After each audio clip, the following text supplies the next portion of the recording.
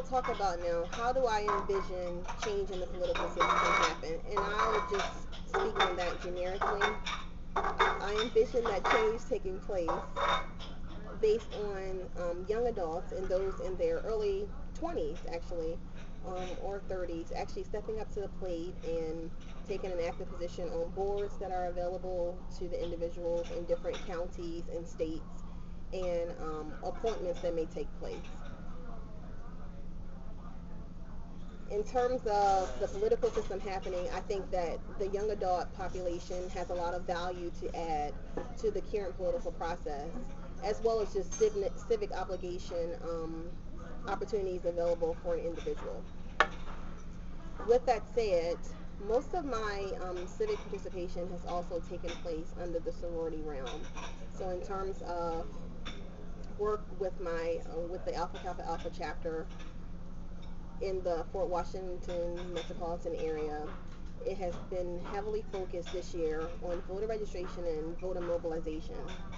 And voter registration efforts have been underway since the beginning of 2008. And I'll say at the end of 2007 as well, we were gearing up for just a big rush and massive amount of individuals that we would have to register, never knowing that we would even have millions of new registered voters just in the Maryland area alone. However, it just has been a great success in the Maryland area, as well as DC, the District of Columbia, and Virginia, for the sororities alike. We also have a huge initiative from the top. So our Alpha Kappa Alpha leadership from the top in Chicago is very focused on this election.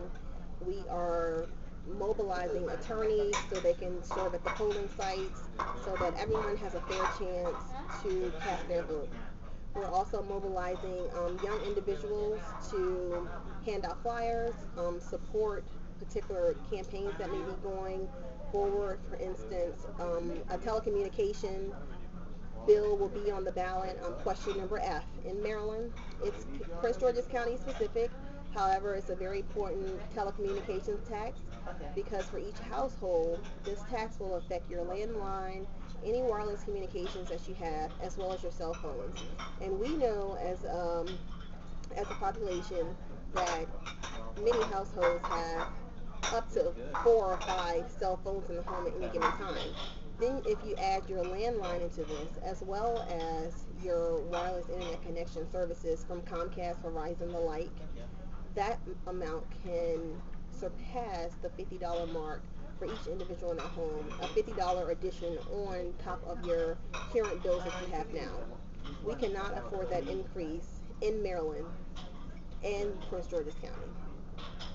Also, the sorority is a huge component of issues such as breast cancer and health initiatives.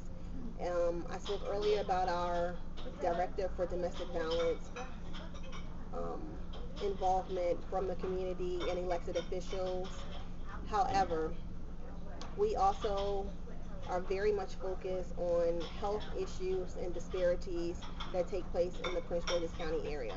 With the election of the new president, we hope that some of these issues, health-wise, would be worked out based on new bills being introduced for the United States as a whole.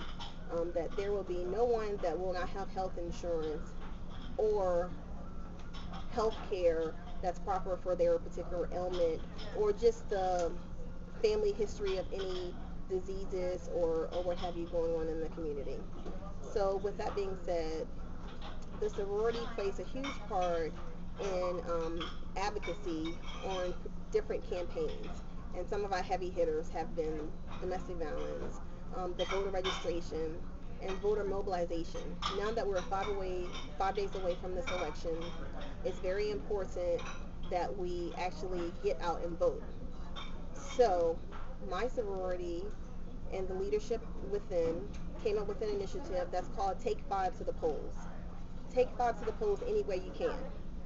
As long as they're registered to vote in the state of Maryland, DC, or Virginia, you are asked to drive 5 individuals to the polls. They can be from a nursing home, they can be from your community. They may not have public transportation. They may not be able to afford public transportation. But it's everyone in the sorority's duty to take 5 individuals to the poll on November 4th to cast their vote.